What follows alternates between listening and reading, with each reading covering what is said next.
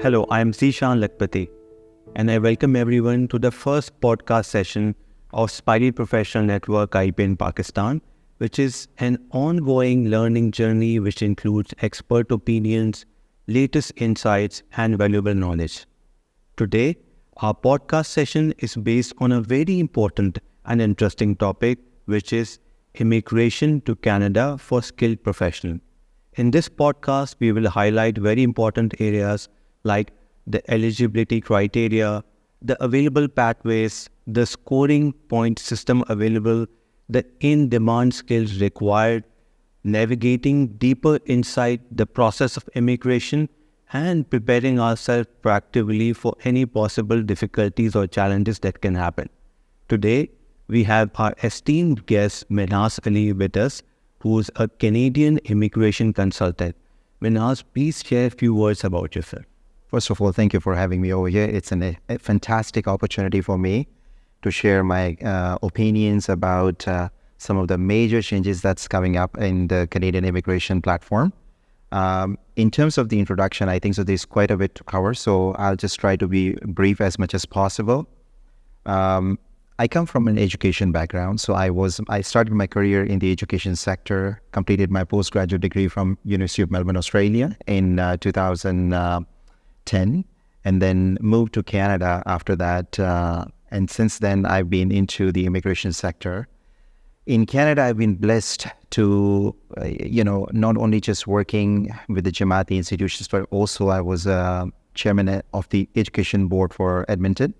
And currently, I chair the Resettlement Assistance Board, which is also known as the Immigration Alliance in Canada. So I lead the group of Ismaili immigration consultants and a group of volunteers under which we try to assist Afghan refugees from various countries around the world.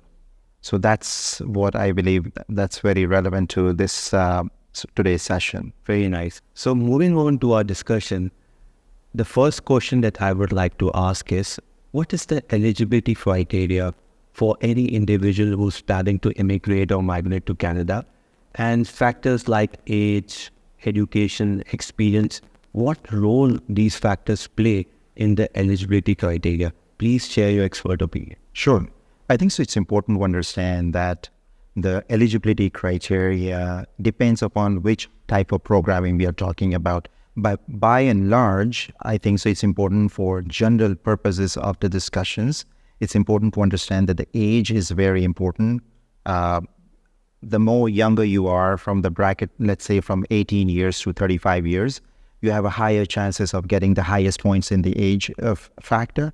Similarly, the education. So if your education is 16 years or 18 years of education, then you're going to get the most points out of it in your eligibility. The third is, of course, your English language proficiency. So the higher you score, the better you are there for eligibility criteria. The fourth one is adaptability. That what is your, if your family members are based in Canada, direct blood relationships are there, or if your Pakistani spouse who's able to have a better English language scoring as well. And the fifth one is about, whether you have any arranged employment in Canada. So all of these factors combined in and then give the flavor to the eligibility criteria for any candidate. But I would also caution that, this is just at the surface level we are touching at the moment, right? It's important that whenever any individual attempt to find out the eligibility criteria, they should refer to the official Canadian website. So there are websites, and I'm happy to share those websites to you that can be shared with the rest of the group in the podcast, so that the members of the Jamaat can actually get into the authentic information about what is their scoring system in the overall scores. So Minhas, building on to the discussion, are there any online tools available to check eligibility online? Absolutely, there are, and I would be happy to share with you for the sake of the audience, so that audience can get to know. So because there are a number of different programs have different official websites. On the federal side, there is a website. or on the individual provincial nominee programs, there are different websites. I would be happy to share with you. All right, that's really. So what are these pathways? And I'm interested to know about the point system as well associated with these pathways. This is a very good question. Given that there are many pathways available, different pathways have their own matrix and gridding system. All right.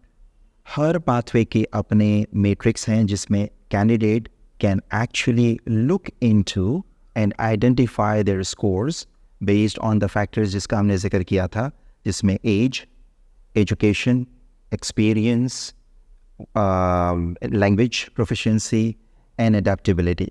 हमने इन सारे factors को जिक्र किया था. यही factors के basis पे different pathways, whether federal, all the provincial pathways, all the points are based on these 5 major factors. So one has to be 100% sure that जिस program पे, जिस pathway पे वो interested हैं, they must use their own matrix system. Okay. Because मिसाल के तौर पे Ontario में अगर एक candidate interested है, he or she should look into Ontario grading and matrix system, not the Saskatchewan, and vice versa. ठीक है? तो ये हमें बड़ा ध्यान रखना है कि जब हम अपने पॉइंट्स को, अपने आप की एलिजिबिलिटी देख रहे हैं, तो जो पॉइंट्स स्कोरिंग सिस्टम है, हमें डिफरेंट पाथवेज के मुताबिक उन्हीं मैट्रिक्स सिस्टम को एसेस करना चाहिए, उसके सामने बेस लाइन पे हमें एनालाइज करना चाहिए. Very interesting. I'm keen to know the difference between federal and provisional pathways, and I'm sure it will be a learning for everyone. Absolutely. Federal, let me explain first federal. So federal government in Canada, they have the department is known as Immigration, Refugee, Citizenship Canada, which is also known as IRCC. All right. So IRCC has the responsibility of managing and executing the immigration across Canada. Okay. Now, at the federal level, the federal priorities are addressed for the immigration in the federal programming. Okay. But at the provincial level, वहाँ पे provinces के पास अपने migration की needs हैं, उनके अपने departments हैं, where they find out their own migration needs, the skills that they need, the high demand occupation. Okay. That they work with their own labor departments in their own ministries at the provincial level. They create their own programs, which are generically known as provincial nominee programs. Okay. Or in a short form, PNP. Right? So there are 10 provinces across Canada. Does it mean that we have 10 PNPs? The answer is yes. Okay. Right? But each PNP has many different programs under each PNP. Okay. और उन हर program की अपनी set of requirements हैं. Based on what? These are the 5 criteria that we discussed. So the provincial nominee programs are developed and managed by the provinces, but ultimately executed by the federal government. So whether you apply at the federal or the provincial, depending upon which program you're applying for, that authority assesses you, and if it's a federal, then federal will give the approval. Okay. If it's a provincial, the provincial will send the nomination to the federal government for the consideration of immigration.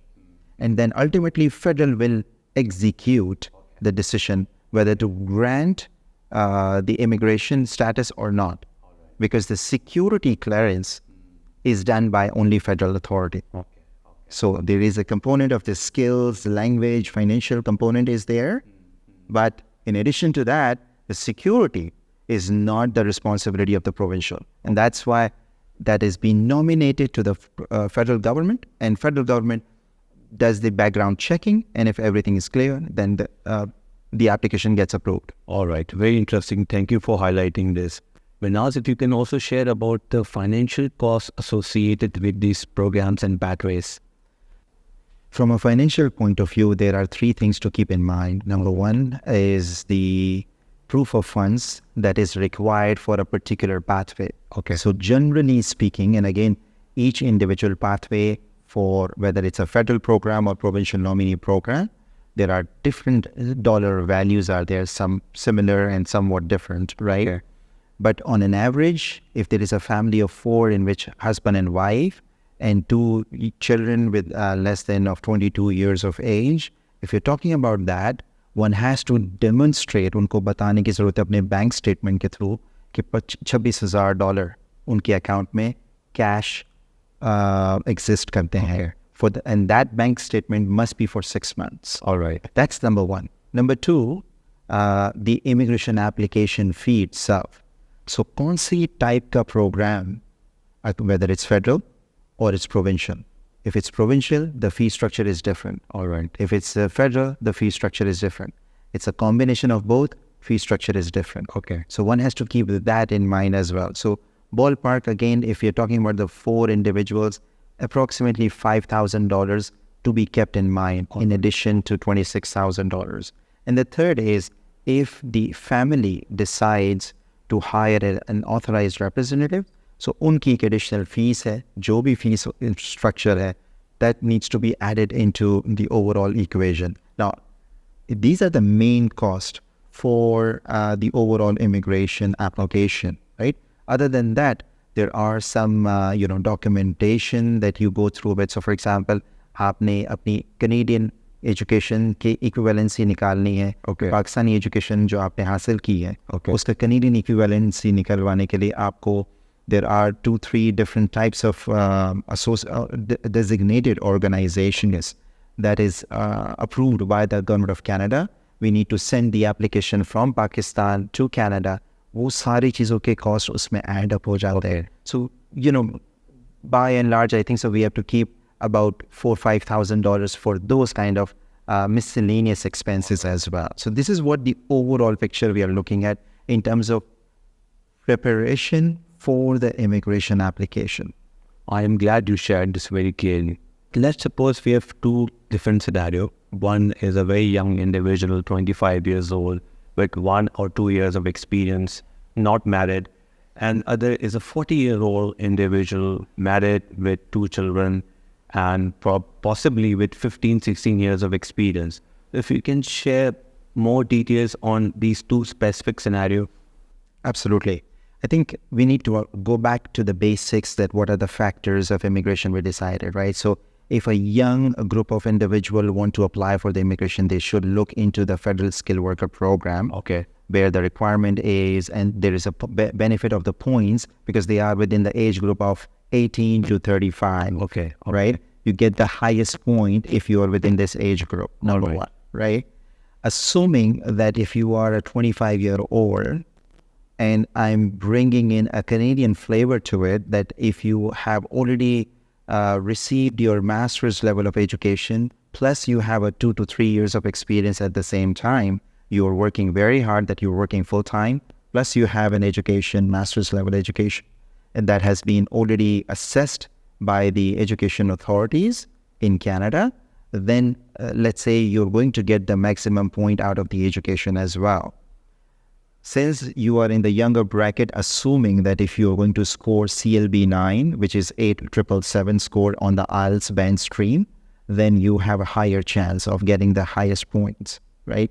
Plus, so you've covered your work experience, you've covered your education, you've covered your age. Okay. Now the skills component is there, and the adaptability that so in case of a single individual, if you score good in language, the scoring points goes in your favor. Okay. If you are married, then a portion, which is 4 points, are dedicated to your spouse. Okay. If your spouse is a good language learner, then you get the benefit out of it. Okay. If your spouse is not being able to prove good English language proficiency, then you get disadvantage. So I'm comparing, a 25-year-old with, the age, education, experience, language, and the adaptability factors. And now we compare with the 40-year. So 40-year would have the benefit that he or she should be able to apply in the provincial nominee programs better. Okay. They are more situated, given the current scenario. Okay. The reason I'm saying, and I think so that the audience would have the basic understanding about that this federal program of express entry, this has gone very, very, very competitive in the past couple of years. Since post-pandemic, we have seen a major, interest from all over the world, where on one side, the Canadian immigration numbers are increasing, but on the other side, the number of people who are interested for Canadian immigration has ballooned exponentially. And very true. And this is why the minimum cutoff rate is increasing in every express entry draw. I want to highlight one very important aspect that, people who are regularly in the space of immigration, and they are keeping a tab at what is happening, then the current insights, we need to now look outside the box for the Canadian immigration pathways. And I think so that's very, very, very important. And one of the most important things that I want to highlight through this podcast is learning the French language. Very interesting. It is very critical that if someone is genuinely interested for the Canadian immigration, if they learn French language, they will outbeat the major competition by the express entry pool candidates, which are tens of thousands of people, and they can easily make it to the finishing line. Recently, we had a draw where the minimum cutoff rate was only 336, whereas for the regular professionals, it has gone more than 530. 534 was the cutoff rate, which is very competitive.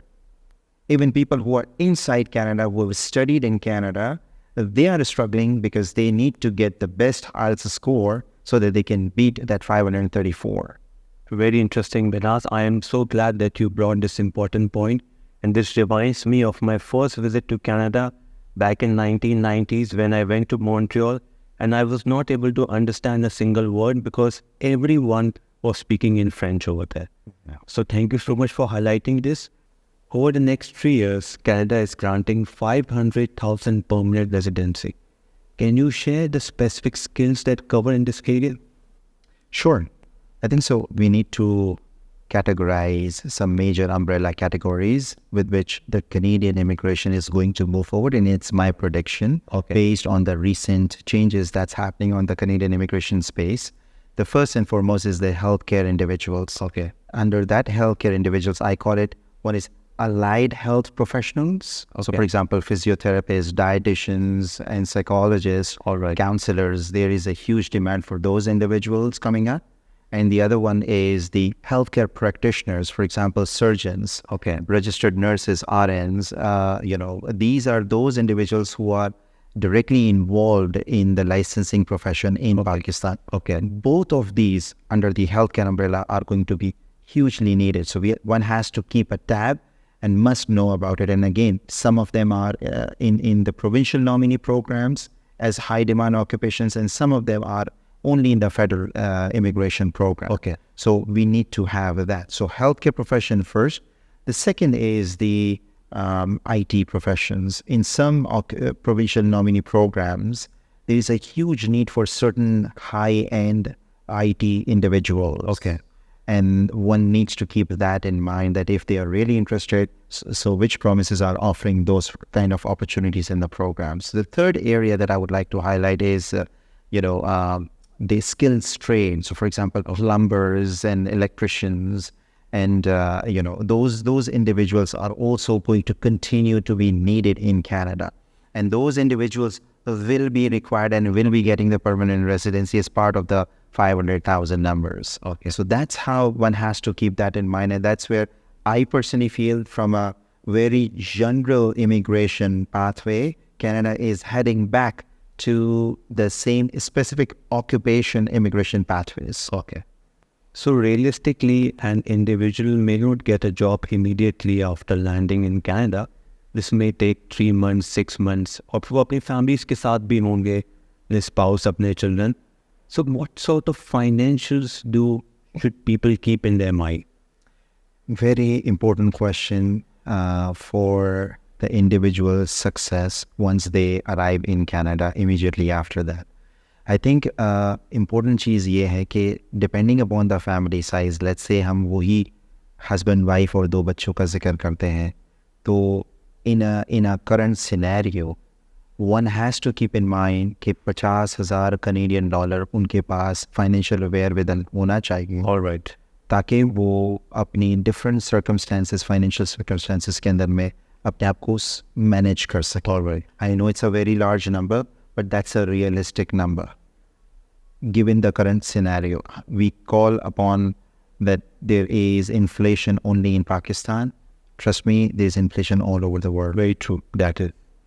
So we have to be very realistic, and हमें ये समझना चाहिए कि अगर हम पूरी family के साथ में जा रहे हैं और हमारे पास अगर फाइनेंशियल मीन्स इतने नहीं हैं, so we have to change the strategy instead of taking the entire family and putting them at risk and going through with the mental health issues, because employment का ना मिलना for 3 months or even 5 to 6 months is normal.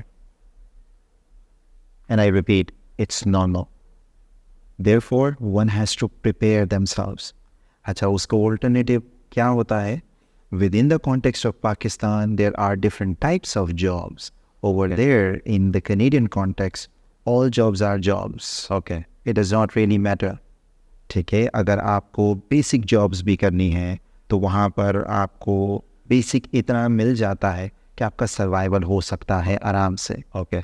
But you need mental preparation for that. That what if your professional job is not there? Then up to what time you can wait? Okay. So वो planning आपके पास पहले से होनी चाहिए, rather than once you reach there, you get a cultural shock, you get the employment shock, you get the language barrier, and then this adds on to it that your financial resources are depleting.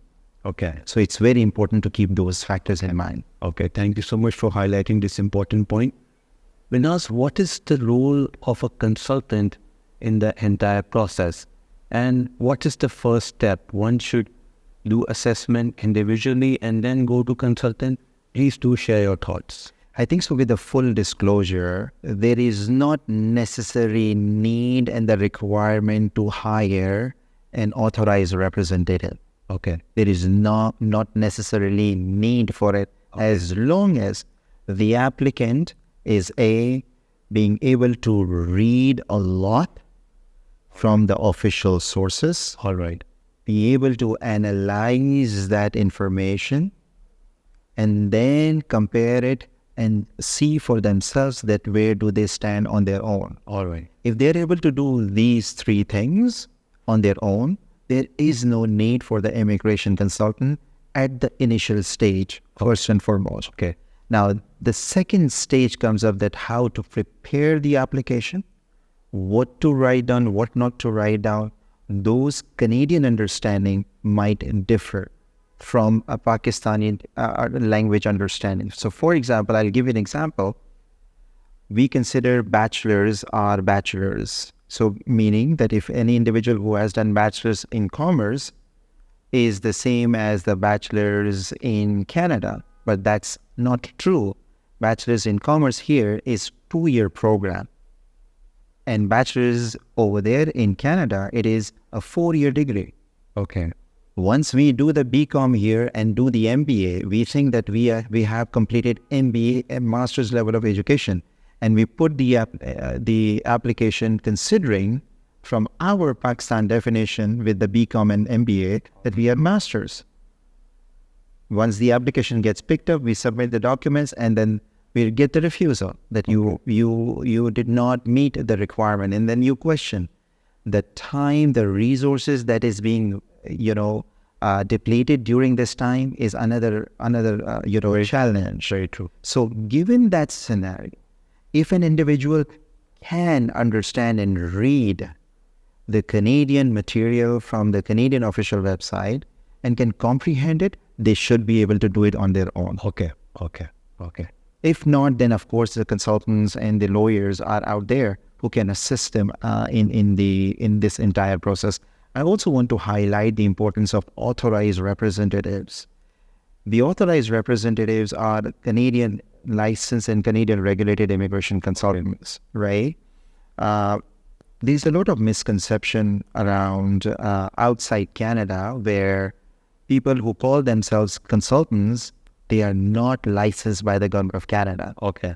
And what is the meaning of that? It means that first of all, they are illegally practicing. Okay. No matter they are in any fancy places in Karachi, Lahore, or Islamabad, they've invested millions of rupees into that setup. Does it mean that make them legal? The answer is no. They are illegal if they are not recognized and regulated by the Canadian Immigration Authority. Okay. So it is very crucial to understand, just like, would you go to a doctor who is not licensed? That's the question that you should ask. Would you go to a consultant who's not a license? And license must not be Pakistani license. It must be the license by the government of Canada. Those who are licensed, they are authorized representatives. All right. Thank you so much, Minaz, for sharing your valuable insights. And with this, we will end the first podcast session of IP in Pakistan. Thank you so much.